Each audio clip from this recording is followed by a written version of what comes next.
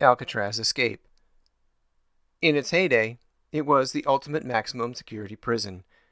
Located on a lonely island in the middle of San Francisco Bay, Alcatraz, aka the Rock, had held captives since the Civil War. But it was in 1934, the high point of a major war on crime, that Alcatraz was refortified into the world's most secure prison. Its eventual inmates included dangerous public enemies like Al Capone, criminals who had a history of escapes, and the occasional odd character like the infamous Birdman of Alcatraz.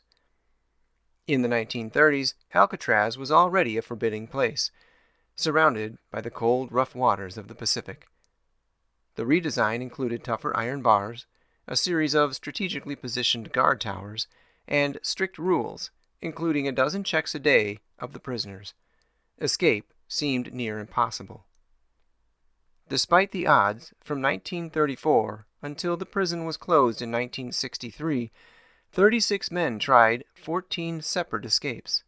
Nearly all were caught or didn't survive the attempt.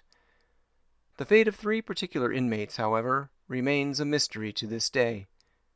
Here is their story. Missing. On June 12, 1962, the routine early morning bed check turned out to be anything but. 3 convicts were not in their cells: John Anglin, his brother Clarence, and Frank Morris. In their beds were cleverly built dummy heads made of plaster, flesh-tone paint, and real human hair that apparently fooled the night guards. The prison went into lockdown, and an intensive search began. Gathering the clues. We were notified immediately and asked to help. Our office in San Francisco set leads for offices nationwide to check for any records on the missing prisoners and on their previous escape attempts. All 3 had made them. We also interviewed relatives of the men and compiled all their identification records and asked boat operators in the bay to be on the lookout for debris. Within 2 days, a packet of letters, sealed in rubber and related to the men, was recovered. Later, some paddle-like pieces of wood and bits of rubber inner tube were found in the water. A homemade life vest was also discovered washed up on Cronkite Beach, but extensive searches did not turn up any other items in the area. Piecing together the plan. As the days went by, the FBI, the Coast Guard, Bureau of Prison Authorities, and others began to find more evidence and piece together the ingenious escape plan. We were aided by a 4th plotter who didn't make it out of his cell in time and began providing us with information. Here's what we learned.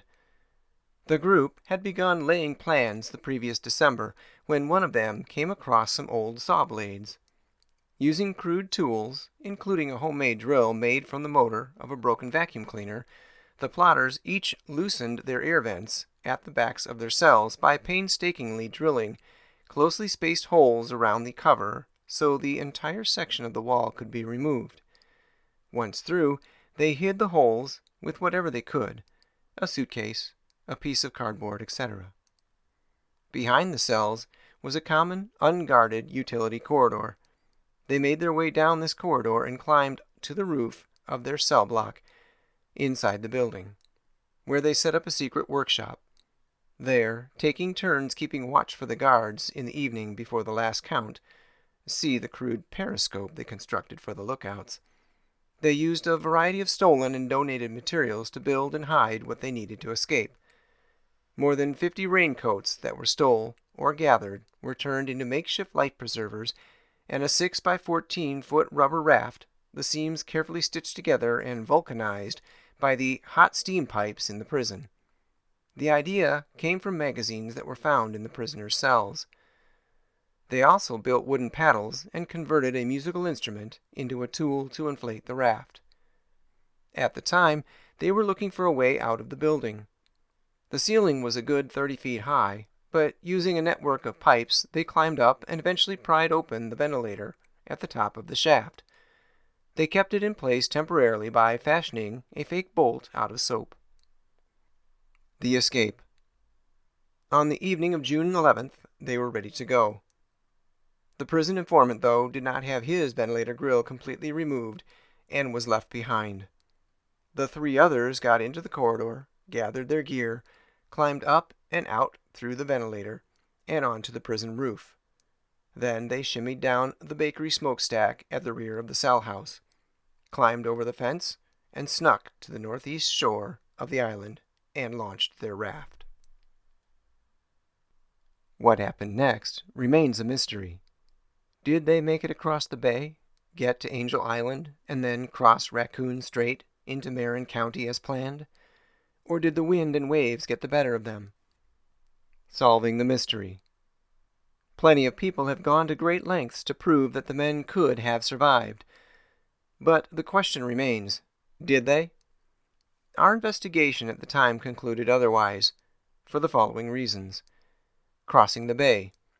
Yes, youngsters have made the more than mile-long swim from Alcatraz to Angel Island, but with the strong currents in frigid bay water, the odds were clearly against these men. 3. If by land. The plan, according to our prison informant, was to steal clothes in a car once on land, but we never uncovered any thefts like this, despite the high-profile nature of the case. Family ties. If the escapees had help, we couldn't substantiate it. The families appeared unlikely to even have the financial means to provide any real support. Missing in action. For the 17 years we worked on the case, no credible evidence emerged to suggest the men were still alive, either in the U.S. or overseas. The mystery continues. We officially closed our case on December 31st, 1979, and turned over responsibility to the U.S. Marshals Service, which continues to investigate in the unlikely event that the trio is still alive. Your assignment.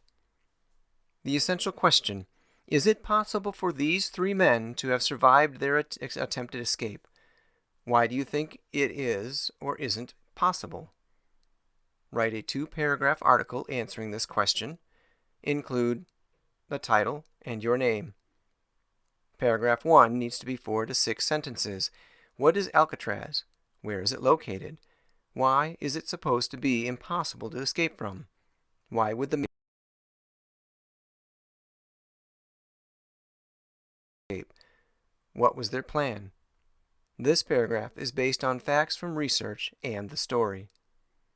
Paragraph 2, 4 to 6 sentences. Do you think they were successful? Why or why not? Your article must have a visual wrapped in the text. Once you have edited your article and made sure you have a picture along with your 2 paragraphs, title and name, you can share it with me at jpaddock@district100.com.